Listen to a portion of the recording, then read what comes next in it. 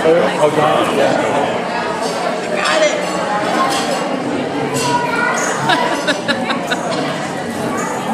You were persistent. You did good. Got it.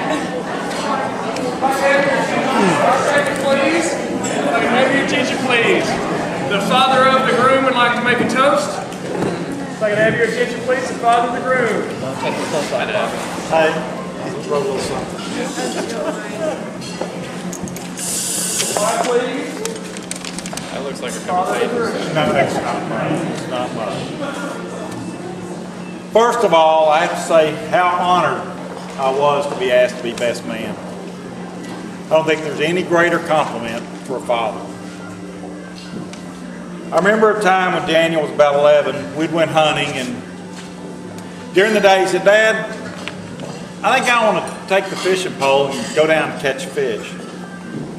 I said, well, I told him go ahead, thinking he'd get bored and come back in a half hour or so. But, well, he came back in about 10 minutes with a nice bass on his line. Then he came back with another, and then another. And that's when I saw how self-sufficient he could be. When he and Ashley got engaged, and then Brandon moved out, I invited him to come live at home again so he could save up some money. But he informed me he needed to live on his own a while.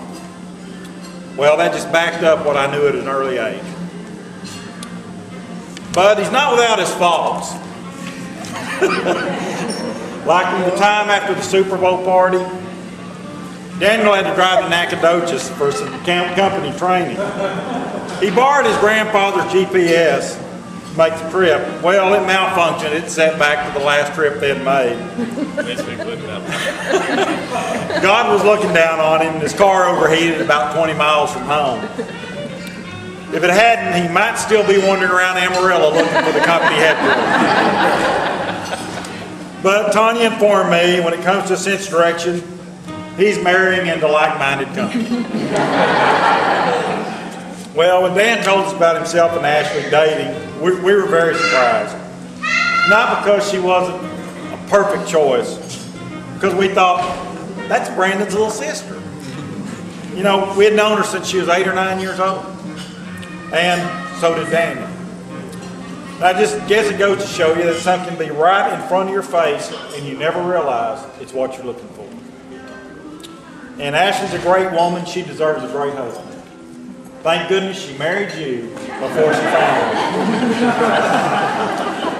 I recall a story when Daniel and Brandon came into Ashley's bedroom wearing her underwear on their heads. She and Amy chased them through the house and then out into the yard to no avail. Ashley, would you have ever dreamed you'd be marrying him at that time? Or when they threw crickets on you at Nan's house by the pool? Or the time they threw pickles on you? We know you hate pickles.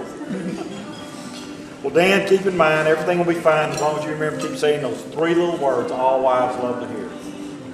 I love you. You're right, honey. As we were in the waiting area yesterday during the wedding rehearsal, Dan told me, speaking of the ceremony, I can only make suggestions, not decisions. Yeah.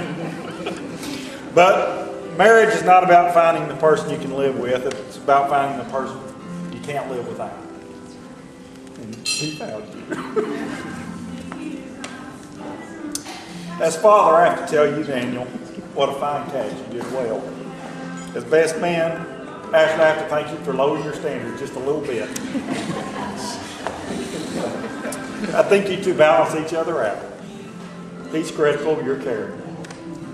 He looks like me, you're beautiful. You're a match made in heaven. We'd like to all remember to thank Doug and Tanya for this terrific reception.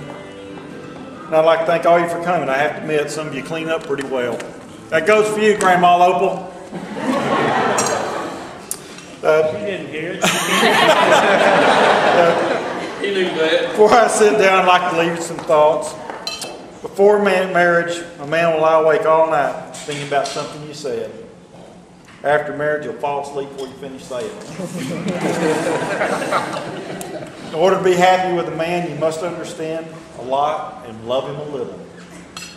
To be happy with a woman, you must love her a lot and try not to understand her at all. I truly believe you two have found soulmates. Just remember, put God first, each other second, and all other things will fall in place. Never go to bed angry, never keep secrets from one another, and never, ever, under any circumstances, miss an episode of House. Congratulations, Scooter and Ashley Jock.